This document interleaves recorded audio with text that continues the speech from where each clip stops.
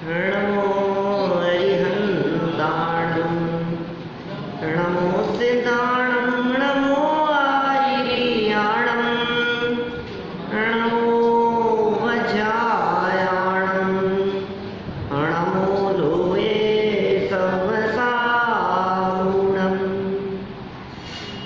चिदानंद स्वातम रसी सतशिव सुंदर जान ज्ञाता द्रष्टा लोक के परम सिद्ध भगवान परम सिद्ध भगवान।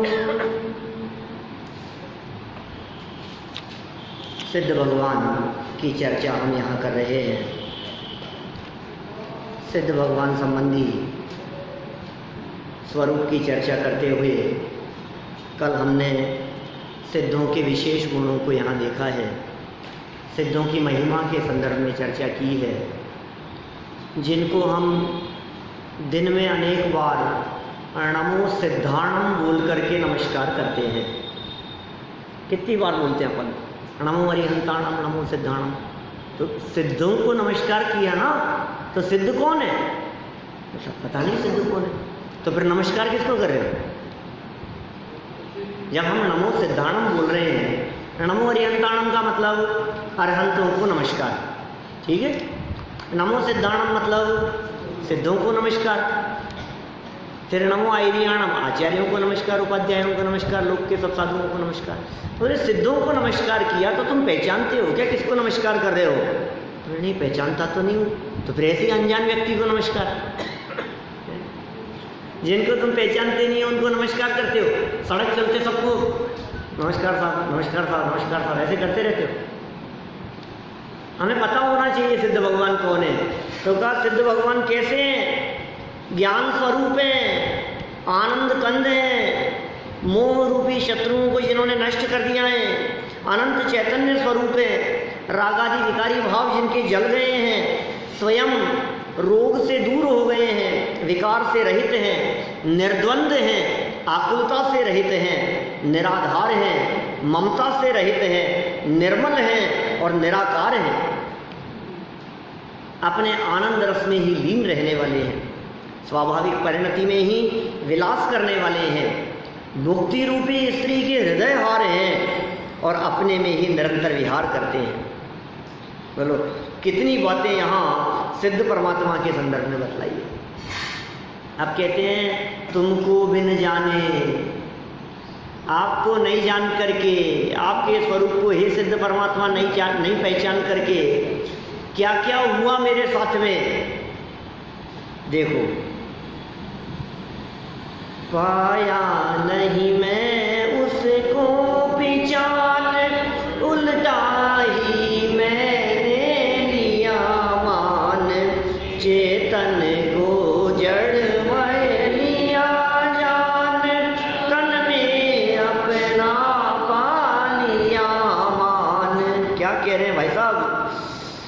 पाया नहीं मैं उसको पहचान। किसको?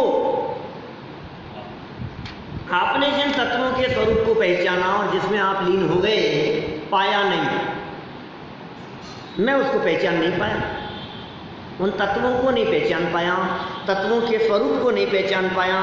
और क्या हुआ? उल्टा ही मैंने, उल्टा ही समझ लिया मैंने। अब क्या क्या उल्टा समझा?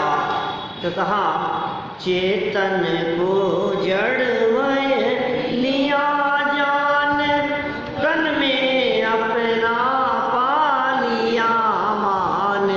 चेतन को जड़ में, जीव तत्व संबंधी भूल, और तन में अपना पा अजीव तत्व संबंधी भूल। ये जीव अजीव तत्व संबंधी भूल है। जड़ को चेतन समझ लेना और चेतन को जड़ समझ लेना। आप ये बात समझ लीजिए कि सात तत्व संबंधी भूल जब तक जीवन में बनी रहेगी तब तक मिथ्यात्व का अभाव नहीं होगा। मिथ्यात्व वो है जिसके सद्भाव में अनंत संसार है। मिथ्यात्व वो है जिसके सद्भाव में ये जीव सुखी नहीं हो सकता है।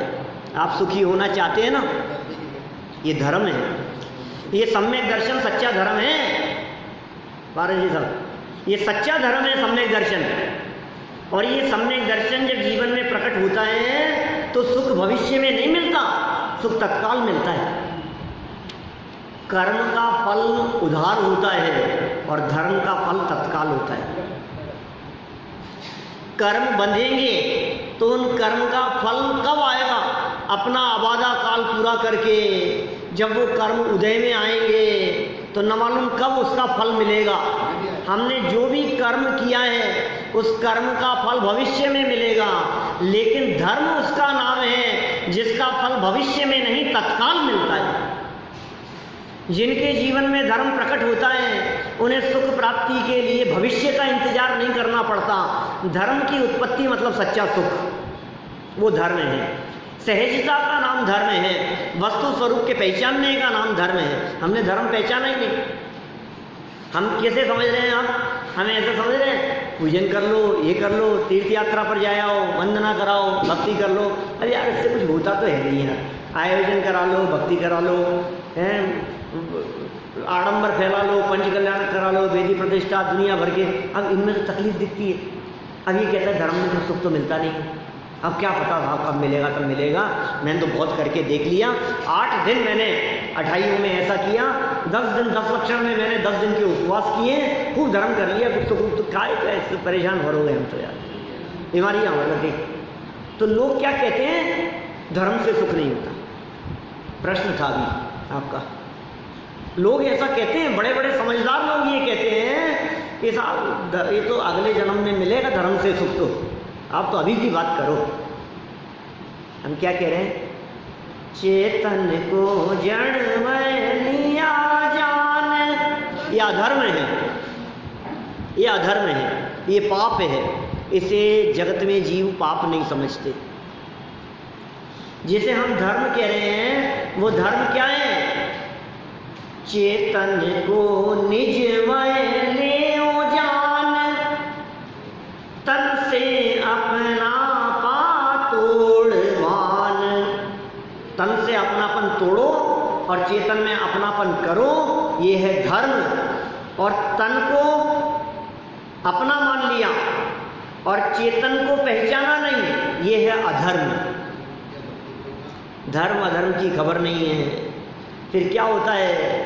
ये जो जिनको धर्म समझ रखा है उनमें धर्म तो होता नहीं है, अपितु उन क्रियाओं में होती है आकुलता। और कल हमने सिद्ध किया था आकुलता दुख का लक्षण है। अब बताओ क्या होगा? जिसको धर्म समझ रहे हैं उससे आकुलता होने से दुखी होता है, तो क्या कहता है? धर्म से दुख होता है, धर्म से दुख होता है। धर्म तो ज्ञान का नाम है, धर्म तो वेद विज्ञान का नाम है। धर्म में कुछ करना धरना नहीं होता। धर्म तो ज्ञाता दृष्टापन का नाम है। धर्म वस्तु स्वरूप की सहज स्वीकृति का नाम है। मेरी भावना की लास्ट लाइन जुगल किशोर जी मुख्तार साहब लिखते हैं, किसको याद नहीं है? वो धर्म है। वस्तु स्वरूप विचार खुशी से सब दुख संकट सहा करे। ये वस्तु स्वरूप का विचार। बोलो अब दुख है क्या? कुछ बोले कुछ दुख नहीं है। कोई संकट बोले कोई संकट नहीं है। यही तो धर्म है, वस्तु स्वरूप विचार। ज्ञानियों की पंक्तियां उठा करके देखेंगे तो आपको पता लगेगा धर्म किसका नाम है। तो फिर साहब ये सब हम कर रहे हैं, ये धर्म नहीं है क्या? धर्म के नाम पर हम रोजाना मंदिर आ रहे हैं, रोजाना जाप कर रहे हैं, रोजाना पक्षाल कर रहे हैं, रोजाना पूजन कर रहे हैं, व्रत उपवास आदि कर रहे हैं, ये सब धर्म नहीं है क्या? ये सुनो भाई, इसे धर्म मानना तो मिथ्यात्व है। ध्यान देना, सावधान रहना, घबराना नहीं।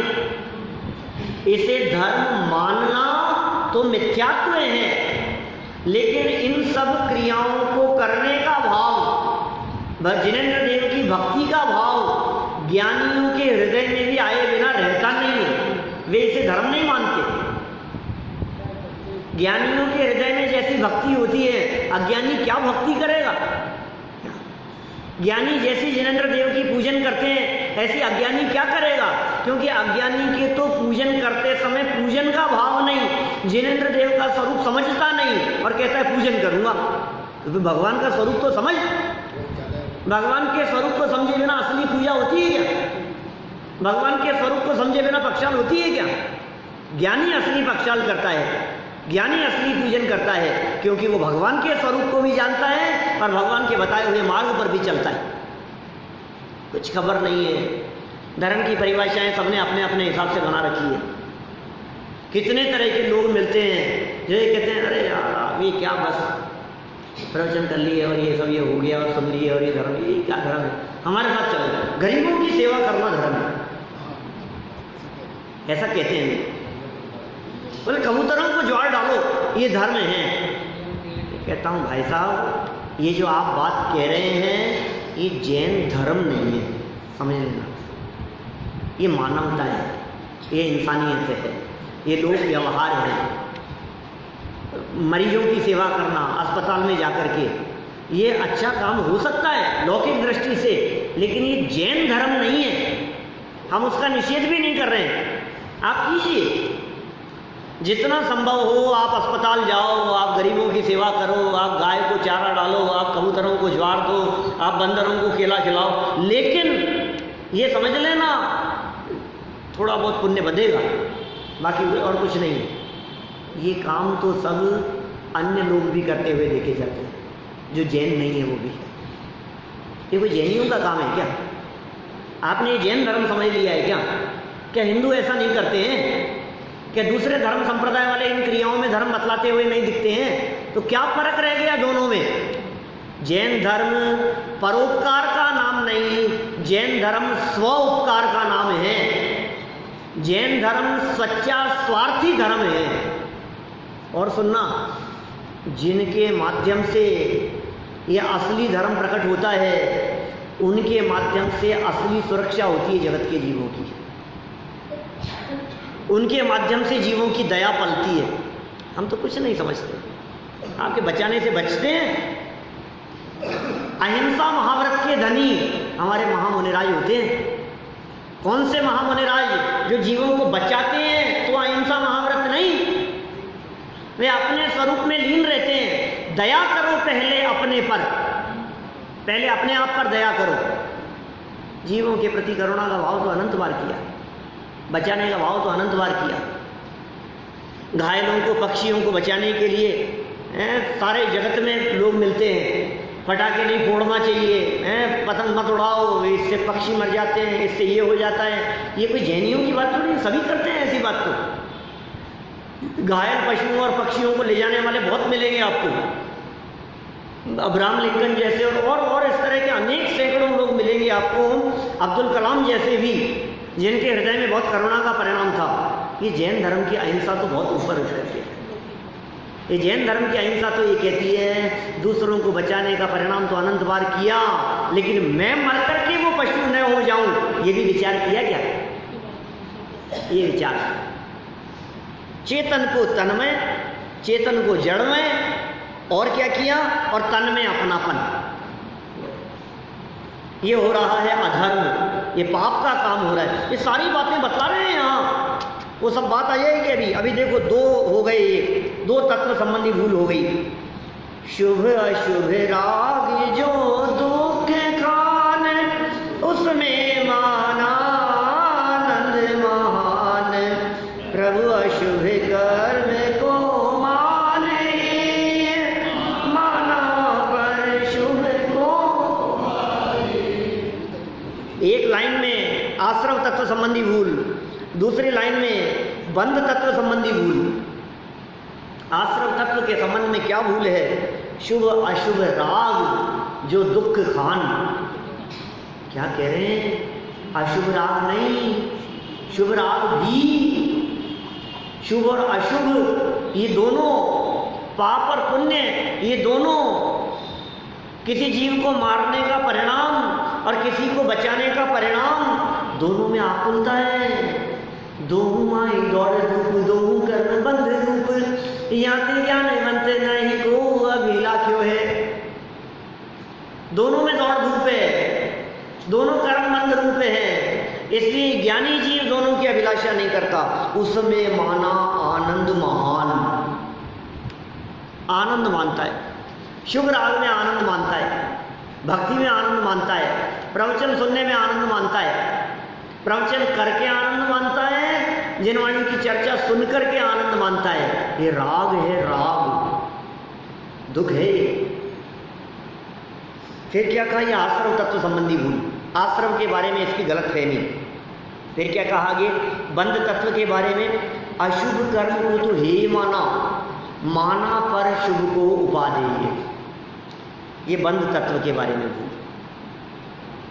पाप कर्म का उदय आता है, उसे हे समझता है, पाप कर्म के उदय को बुरा समझता है। हे पाप नहीं, पाप नहीं, पाप कर्म का उदय नहीं, भाई साहब अपन तो पाप से बचा लो हे भगवान मेरे को, और पुण्य नहीं तो चाहिए मेरे को। क्या पुण्य तो मुझे चाहिए, पाप मुझे नहीं चाहिए। क्या कर रहा है तो क्या हो गया है तुझे?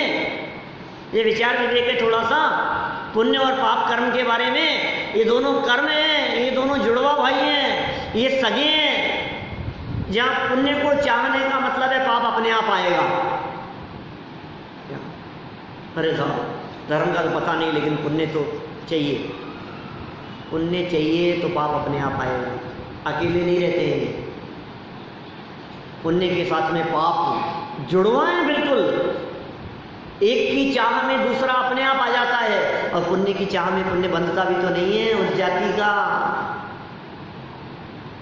क्या कहा, प्रभु अशुभ कर्म को माने, माना पर शुभ को पादे। क्या भूल है ये बंध तत्व संबंधी भूल है, नहीं पहचान पा रहा है। फिर क्या कहा, जो धर्म ध्यान आनंद रूप, उसको माना मैं दुख स्वरूप। आरती साहब देखो बात आ गई, ये क्या करें, संवर तत्व संबंधी भूल। जो धर्म ध्यान आनंद रूप, उसको माने जग दुख स्वरूप। सारा जगत उसको दुख स्वरूप मानता है। असली धर्म ध्यान आनंद स्वरूप था, उसमें आनंद आना चाहिए। व्रत करता है, उपवास आदि करता है, पर बहुत कष्ट है, बहुत कष्ट है इसमें तो तकलीफ है। तुझे समझा ही नहीं, उपवास आदि में तकलीफ है, व्रत आदि में तकलीफ है, संयम अंगीकार करने में तुझे परेशानी दिखती है। आनंद है, आनंद मनाते हैं। ये ज्ञानियों का ऐसा है चिंतन, धर्म ध्यान आनंद रूप, और उसको माना मैं धर्म को दुख स्वरूप मानना, धर्म को कष्ट स्वरूप मानना, धर्म में पीड़ा मानना, और धर्म के फल को भविष्य वाले पता नहीं कब होगा, कौन से जन्म में होगा, अगले जन्म में जाने कब फल आएगा, किसने देखा अगला जन्म, पर भाव में जाने क्या होगा। अभी तो बहुत कष्टदायक लगता है। उनको माना है ये कष्ट दान। क्या दौलत राम ने लिखी ना पंक्तियां, आत्महित हेतु विराग ज्ञान, ते लखे आपको कष्ट दान। आत्मा का हित करने वाला, आत्मा का भला करने वाला जो वैराग्य था, जो ज्ञान था, आत्महित हेतु विराग ज्ञान, ते लखे आपको कष्ट दान। ये समझता है बहुत कष्ट है, बहुत पीड़ा है भैया, इसमें तो तकलीफ है। संवर तत्व का स्वरूप नहीं जाना तूने। और क्या कह रहे हैं संवर के बाद में, नहीं और इसी में देखो क्या कह रहे हैं, मन वांछित चाहे नित्य भोग,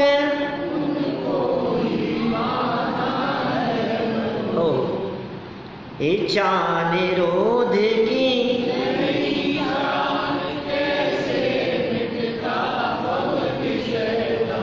ये निर्जरा तत्व संबंधी भूल। मन वांछित चाहे नित्य भोग, ये चाहता रहता है। मन वांछित, जो मन को पसंद आए, जो मन को जचे, ये मिल जाए, ये मिल जाना चाहिए, ये मिल जाए तो बहुत अच्छा रहेगा यार, ये चीज़ तो मेरे को चाहिए, ये चीज़ तो मेरे पास भी होनी चाहिए। किसी भी पदार्थ को देखता है, किसी भी वस्तु को देखता है, और क्या लगता है ये चाहिए, ये मिल जाए मेरे को, ऐसा सोचता रहता है। उनको ही माना है मनोज्ञ, मन वांछित चाहे नित्य भोग। और असली चीज को नहीं पहचाना। विषय भोगों की जो चाह है ना, ये चाह दुख का कारण है। और तूने इच्छा निरोध की चाह नहीं की, तप तो इच्छा निरोध है, तप सा निर्जरा चाहिए। निर्जरा तो तप से होती है, तप से होगी निर्जरा, ठीक है। और तप होता है इच्छाओं को रोकने का नाम। ये क्या कह रहे हैं? इच्छा निरोध की नई चाह, कैसे मिटता भव विषय दाह। अंदर में सुलगती रहती है आग, आग जलती रहती है, पीड़ित होता रहता है, खेत खिन्न होता रहता है अंदर में। और क्या कह रहे हैं? इच्छा निरोध की नहीं चाह। ये तो सोचा ही नहीं कि निर्जरा तत्व संबंधी भूल है। आगे देखो, आकुलता में संसार सुख जो निश्चय से है। आकुलता में संसार सुख, संसार सुख, संसार सुख। दाम बढ़ रहे हैं क्या? आपकी ली हुई चीज़ों के, चांदी के दाम बढ़ रहे हैं, शेयर के दाम बढ़ रहे हैं। संसार में आपको लग रहा है कि बहुत सुख मिल रहा है, आपके दुकान पर लिया हुआ माल क्या एकदम बैठे बैठे ही रातों रात भाव डबल हो गए। लो 25 करोड़ के 50 करोड़ हो गए, कैसे भैया? ऐसा लग रहा है मजा आ रहा है, दाम बढ़ गए एकदम, एकदम डबल हो गए दाम। 2-3 दिन के अंदर तो बिल्कुल कहाँ से कहाँ हैं, फर्श से अर्श पे पहुंच गए। फिर अर्श से फर्श पे आते हुए भी देर नहीं लगती। ये कह रहे हैं सारा का सारा संसार, ये संसार का स्वरूप कैसा है? ये आकुलतामय है, जो निश्चय से तो बहुत दुख देने वाला है। क्या? जो निश्चय से है महादुख। निश्चय से यदि देखा जाए तो वो दुख नहीं, महादुख है। आगे देखो क्या कह रहे हैं, ये 7 तत्व संबंधी भूल की चर्चा हो गई। आकुलतामय संसार सुख जो निश्चय से है महादुख, माने आकुलता संसार का कारण है और ये मोक्ष में आकुलता समझता है, निराकुलता को मोक्ष नहीं समझता है। ये मोक्ष तत्व संबंधी इसकी भूल है। आगे अब जरा देखो कैसी बातें कर रहे हैं, हम क्या क्या करते रहे आज तक और सुख प्राप्ति के लिए क्या क्या कर रहे हैं, उन बातों का वर्णन कर रहे हैं। उसकी ही निश दिन करी आस, कैसे कटता संसार पास, भव दुख का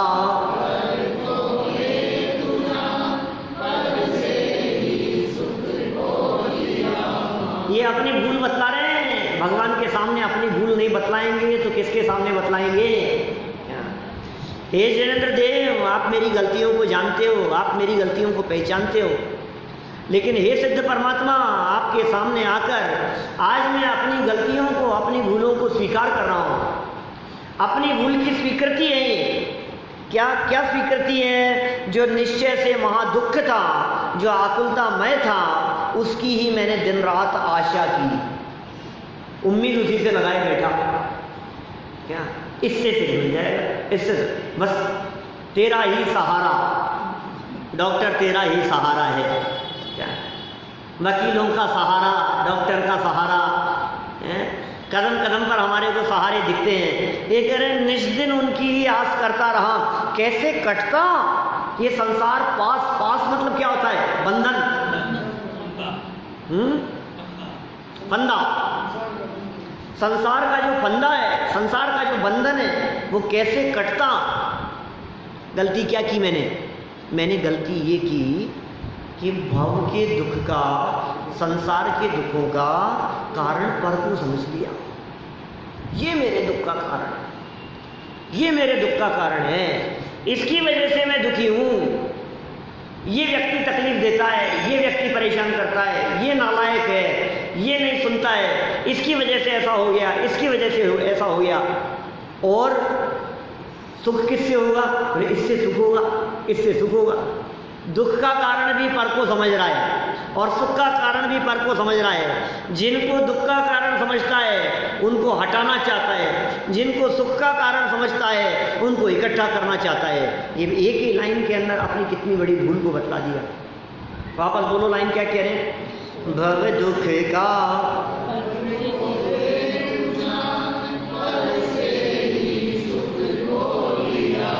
सच्चाई है ना, यही कर रहे हैं ना। पर को दुख का कारण मान रहे हैं और पर को ही सुख का कारण मान रहे हैं। न पर पदार्थ दुख का कारण होता है, न पर पदार्थ सुख का कारण होता है। पर वस्तु सुख दुख का कारण नहीं है। यदि पर वस्तु सुख दुख का कारण हो तो वही वस्तु एक व्यक्ति के लिए सुख का कारण और वही वस्तु दूसरी व्यक्ति के लिए दुख का कारण, वही वस्तु कभी दुख का कारण और वही वस्तु कभी सुख का कारण। बोलो, लगता है ऐसा? धन सुख का कारण है कि दुख का कारण? बोलो। ये कहावत आपने सुनी होगी, ऐसा सोना किस काम का जो कान काटे। ऐसा सोना किस काम का जो कान काटे। ऐसे जेवर किस काम के जो तकलीफ दे दे। ऐसे जेवर धन संपत्ति किस काम की जो गला कटा दे दे। धन भी जाए और गला भी काट के ले जाए तो किस काम का? भीम जी वैसा हाथ ही काट करके ले जाए। बोलो, ऐसा धन किस काम का? अभी अपने को क्या लग रहा है? अरे हम मजा आता है, उसमें मजा आता है हमारे को। कहाँ मजा आता है बतलाओ मेरे को। फिर अपनी जान बचाने के लिए उसे ले जा भैया, तू ये ले जा, छोड़ हमें, हमारा पीछा छोड़। क्या होता है? जो आनंददायक दिख रहा था वो कष्टदायक हो गया।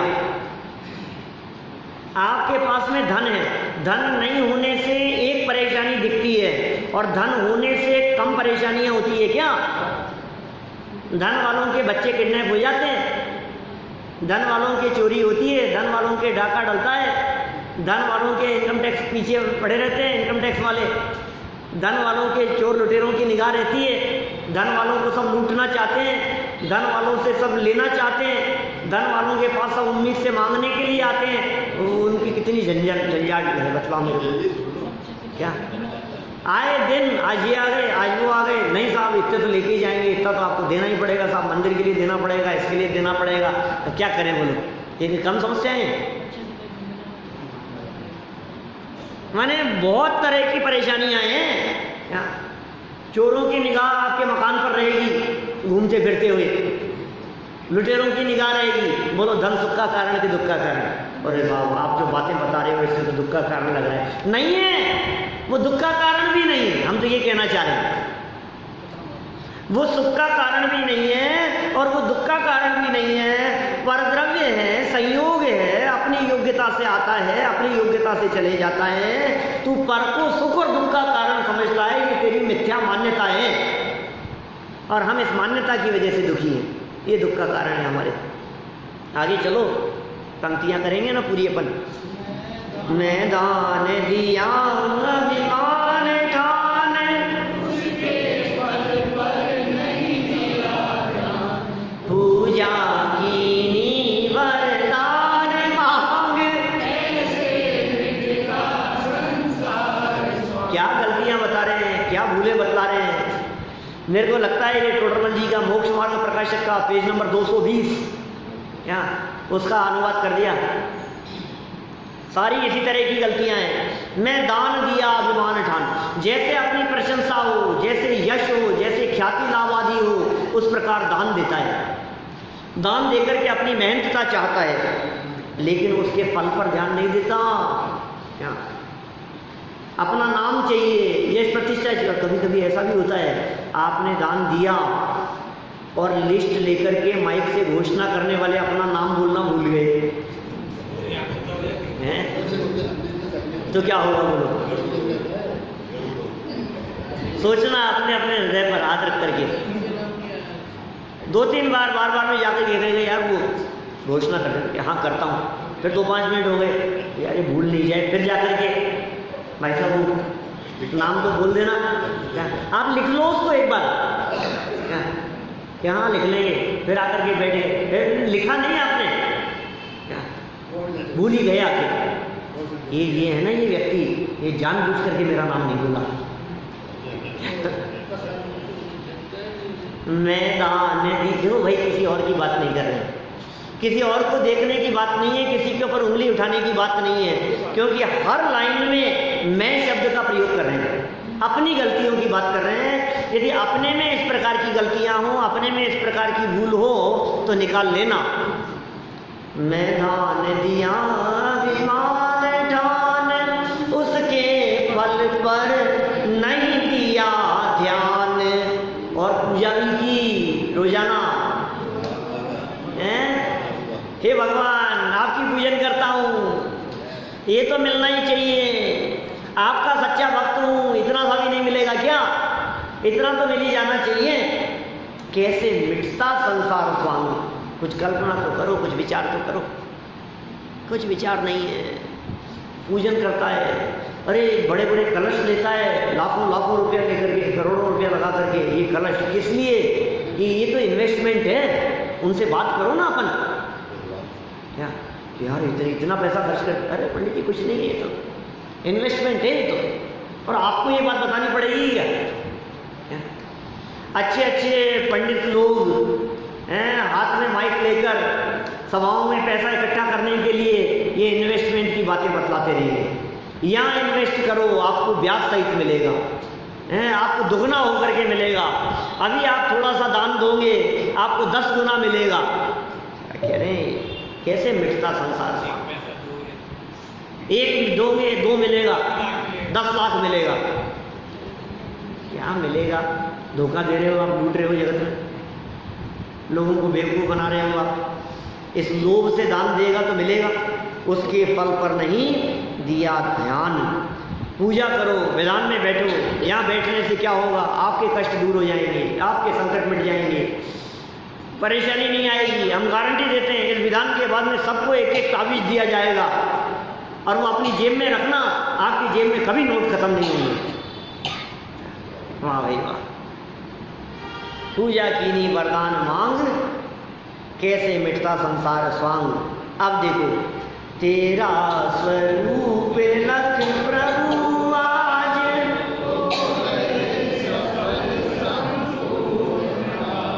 मोर प्रकट्यो प्रभु,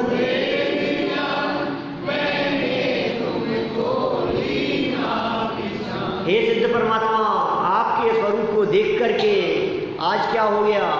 मेरे संपूर्ण काज सफल हो गए सफल।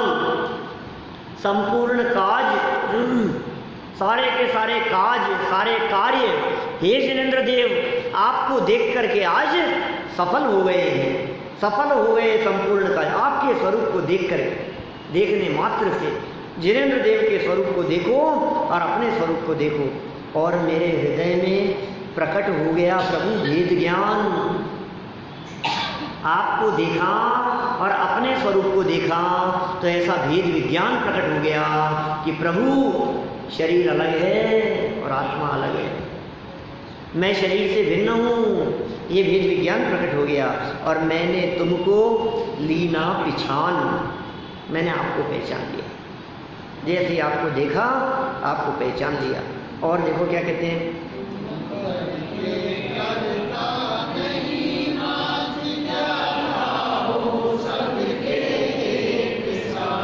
एक साथ बोलोगे तो काम चलेगा।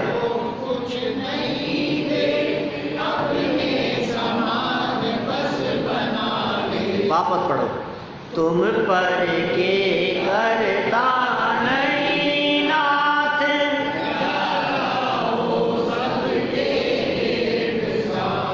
तुम भक्तों को कुछ नहीं देते, अपने समान बस। क्या पंक्तियां हैं भाई, तुम पर के करता नहीं नाथ, हे भगवान तुम पर के करता नहीं हो, तुम जग के करता नहीं हो, तुम मेरा भला कैसे करोगे? बोलो, आया तो कैसे था? मैं कल पढ़ी थी ना अपन ने ऐसी लाइन, पढ़ी थी अपन ने इस तरह की लाइनें, कि पिछले पढ़ी थी अपन ने, इसके पहले वाले भाग में देव शास्त्र गुरु की जो स्तुति थी पिछले भाग के अंतिम पाठ में, वहाँ अपन ने ये बात पढ़ी थी। ऐसे आकर के खड़ा होता है भगवान, क्या भगवान भरोसे पड़ा, भरपूर सुखी कर दोगे तुम, ये सोचे सन्मुख खड़ा। लेकिन यहाँ क्या कह रहे हैं, तुम पर के करता नहीं हो, तुम जगत का भला करने वाले नहीं हो, तुम भक्तों का उद्धार करने वाले नहीं हो, हाँ लेकिन ज्ञाता जरूर हो सबके। प्रभु मेरी तरफ तो देखो ना, हे भगवान भक्तों तुम्हारा मेरी तरफ नहीं देखते हो। ये कह रहे हैं तेरी तरफ ही नहीं सबकी तरफ देखते हैं, भेदभाव लिए हुए नहीं देखते हैं, तेरी तरफ कुछ स्पेशल देखेंगे ऐसा नहीं होता है, सहज सहज देखते हैं सबको। और भक्तों को कुछ देते हो या नहीं? तुम सा दानी क्या कोई हो, कौन होगा हे जिनेंद्र देव आप जैसा दान देने वाला, आप जैसा उपकार करने वाला, ऐसे उपकारी जगत में कोई नहीं मिलते। अपने समान बस बना ले, क्या गजब पंक्ति है, भक्त को भगवान बना लेते हैं। अच्छा भक्त को भगवान तो बना, अरे भगवान तो ठीक है यार, पैसे वाला बना देंगे क्या, ये बताओ क्या संपन्न बना देंगे कि नहीं? भगवान का क्या करना है भगवान बन करके हमारे, ये बतलाओ। अरे भैया सुखी होना है कि नहीं, अनंत सुखी होने का मार्ग है।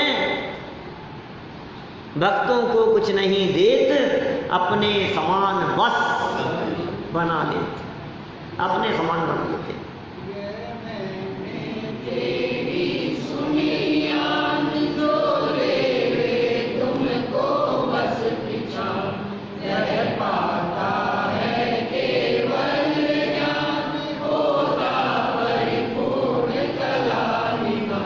क्या गजब बात कह दी है।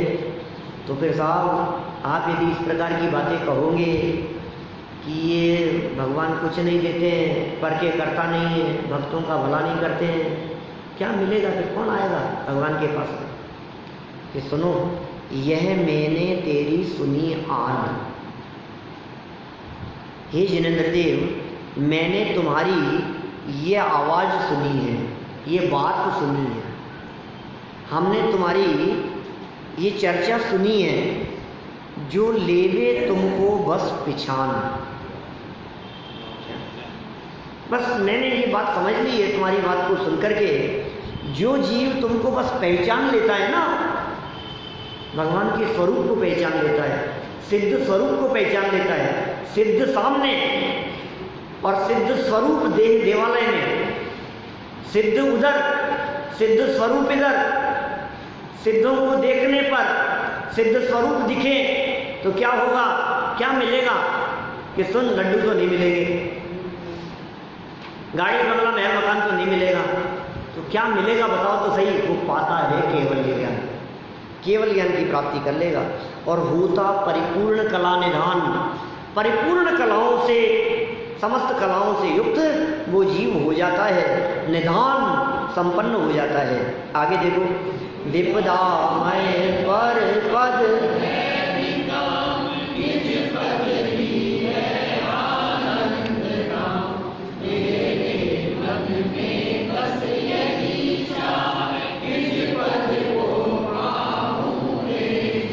अंतिम पंक्तियां क्या कह रहे हैं? विपदा में पर पद, सारे जितने भी पर पद हैं, मंत्री बना दिया है, अध्यक्ष बना दिया, क्या राजा बना दिया, आपको पद दे दिए, आपको प्रतिष्ठा मिल रही है।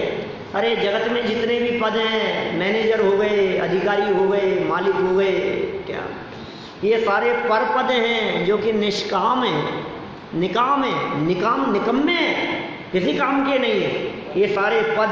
हाँ निज पद ही है आनंद धाम। निज पद क्या है? निज पद माने मुनि पद, निज पद माने उपाध्याय पद, निज पद माने आचार्य पद, निज पद माने अरहंत पद, और सर्वोत्कृष्ट निज पद माने सिद्ध पद। वही है आनंद धाम। बस मेरे मन में यही चाह है, यही चाहता हूँ मैं, मेरे मन में बस यही चाह, निज पद को पाऊँ हे जनाह, हे जिनेंद्र देव मैं अपने ही पद की प्राप्ति करूं, यही चाहता हूं। इतनी सुंदर जयमाला थी। ओम ह्रीं जगराधिपति सिद्ध परमेश्वरी जन्म जरा मृत्यु नाश जयमाला पूर्णार्घम निर्वपामीति स्वाहा।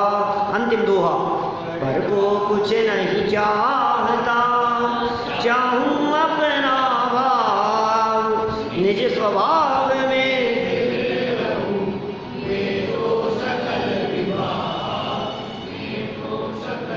पर का कुछ नहीं चाहता हूँ मैं, सिर्फ अपना भाव ही चाहता हूँ।